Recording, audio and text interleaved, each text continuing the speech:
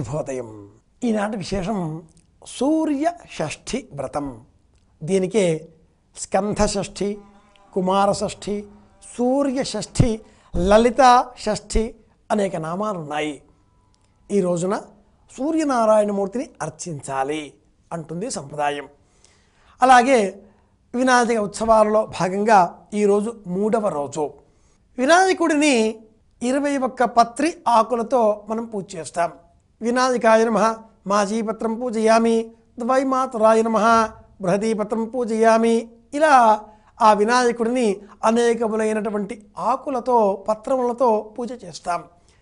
ఇందులో ఉండే అంతరార్థం ఏమిటి? విశేషంగా చిన్నారి బాలబాలికలకు ఔషధుల విలువలు తెలిపే నిమిత్తమై సంప్రదాయం ఇలా ఒక నియమాన్ని చేసింది అని ఒక ఊహ. ప్రతిదానికి ఈ రోజుల్లో కిమ్ అనే ప్రశ్న వేస్తారు. ఎందుకు చెప్పండి అంటారు.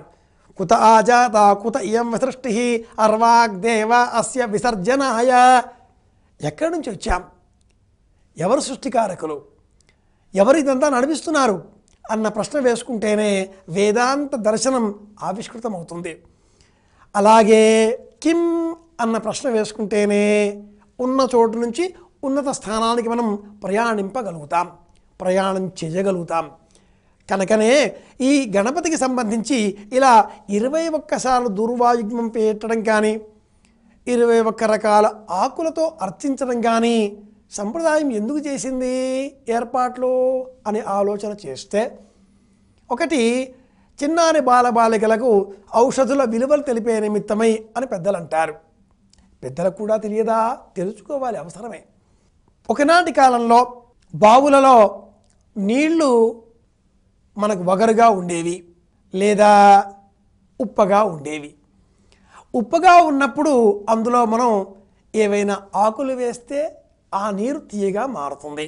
ఉసిరిక చెట్టు బావి పక్కన పెంచాలి, గన్నేరు చెట్టు బావి పక్కన పెంచాలి, జామ చెట్టు బావి పక్కన పెంచాలి. ఈ బావి పక్కన ప్రత్యేకించి ఉసిరిక చెట్టు పెంచినందువల్ల, నిమ్మ చెట్టు పెంచినందువల్ల ఆ చెట్టుకు ఉండేటటువంటి ఔషధీ విలువలతో ఆ నీటిలో ఉండేటటువంటి చెడు లక్షణం తొలగిపోతుంది, ఆ నీరు తీయనవుతాయి.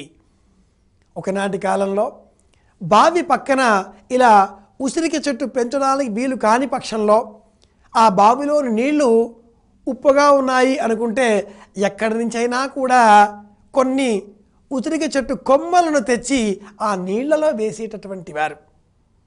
దానితో ఆ నీళ్లు తీయగా మారిపోయేవి. సంప్రదాయం ఏ ఆచారం చూపినా కూడా దానిలో ఒక అంతరార్థం ఉంటుంది.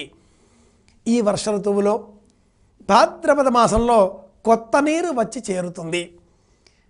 ఈ 21వ శతాబ్దంలో అనేక ప్రాజెక్టులు కట్టుకున్నాం కనుక నదులు ధారాళంగా ప్రవహించడం లేదు. పైగా జనాభా పెరిగిపోయి ఎక్కడికక్కడ నీటిని నిల్వ చేసుకునే సామర్థ్యాలను పెంపొందించుకునే మార్గాల్లో భాగంగా కూడా నీరు నదులలో, వాగులలో వరదలై ప్రవహించడం తగ్గిన కాలం వచ్చేసింది. పైగా ఒకవేళ అలా నిలవగా ఉండేటటువంటి నీటిని కూడా విపరీతమైనటువంటి మార్గాలలో భూమికి కన్నాలు వేసి మనం మరింత శక్తివంతంగా తోడిచి వేయడం వల్ల కూడా ఆ నీరు పాతాళానికి చేరిపోయింది కనుక ప్రవహించడం తగ్గిపోయింది. మనమే కారకులం అవుతున్నాం. అలాంటప్పుడు సరస్సులలో, చెరువులలో ఈ వర్షాకాలంలో కొద్దో గొప్ప నీరు చేరుతుంది. చేరిన ఆ నీటిని మనం వినియోగించుకుంటాం. ఆ నీటిలో నిల్వ సామర్థ్యంతో పాటుగా దుర్గుణాలు కూడా పెంపొందింపబడతాయి.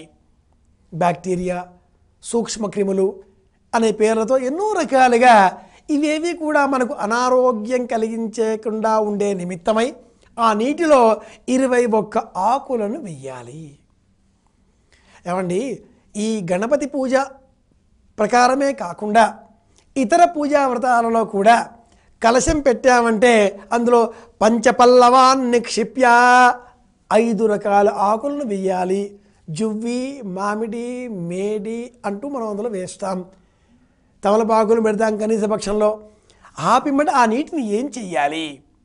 తీర్థంగా ప్రాశనం స్వీకరించాలి. ఇంకా నీరు మిగులుతుంది, స్నానం చెయ్యాలి కలశంలో ఉండే నీటితో. ఇలా మనం చెప్పుకుంటే ఈ నీటిని శక్తివంతం చేసేటటువంటి లక్షణం ఆకులకు ఉంది. సంతానం కలగలేదండి, ఎవరో ఒకరి సమస్యతో వచ్చారు అనుకుందాం. దానికి ఏం చెప్తారు? మామిడి చెట్టు లేదా మరింకేదైనా చెట్టు అర్చించండి. సూక్ష్మమైన మార్గం ఏదైనా ఉందా? రాగి చెట్టు, వేప చెట్టు, వీటికి ప్రదక్షిణ చెయ్యండి. ఇంకా సూక్ష్మమైన మార్గం ఏదైనా ఉందా? ఈ రాగి చెట్టు కొమ్మను నీటిలో వేసి ఆ నీటిని స్వీకరించండి. అది జీర్ణకోశాన్ని శుద్ధిపరుస్తుంది, గర్భకోశాన్ని శుద్ధిపరుస్తుంది, ఆరోగ్యం మెరుగుపడుతుంది, తప్పక గర్భం నిలబడుతుంది. ఇలాంటప్పుడు ఏ దైవాన్ని మనం అర్చించినా కూడా ఆ దైవానికి ఏదో ఒక చెట్టుతో అనుబంధం ఉంటుంది. దత్తాత్రేయుని పూజిస్తాం, మేడి చెట్టు. అమ్మవారిని పూజిస్తాం, వేప చెట్టు. వెంకటేశ్వర స్వామిని పూజిస్తాం, చింత చెట్టు. గణపతిని పూజిస్తాం, గరిక. ఈశ్వరుని పూజిస్తాం, బిల్వం చెట్టు. లలిత అమ్మవారిని పూజిస్తాం, జమ్మి చెట్టు. ఇలా ఏ దైవాన్ని చూచినా ఆ దైవానికి ఏదో ఒక చెట్టుతో సంబంధం అనుబంధం ఉంటుంది. వినాయకుడిని ఇందు నిమిత్తమే 21 రకాల పత్రి ఆకులతో అర్చించాలి అంటుంది సంప్రదాయం. ఆరోగ్యాన్ని పెంపొందింపజేసుకుందాం, అందరి క్షేమాన్ని కోరుకుందాం. గణపతి అనుగ్రహంతో మనమందరం కూడా సంతోషంతో ఉందాం, ఆనందంగా ఉందాం అని కోరుకుంటూ శుభమస్తు.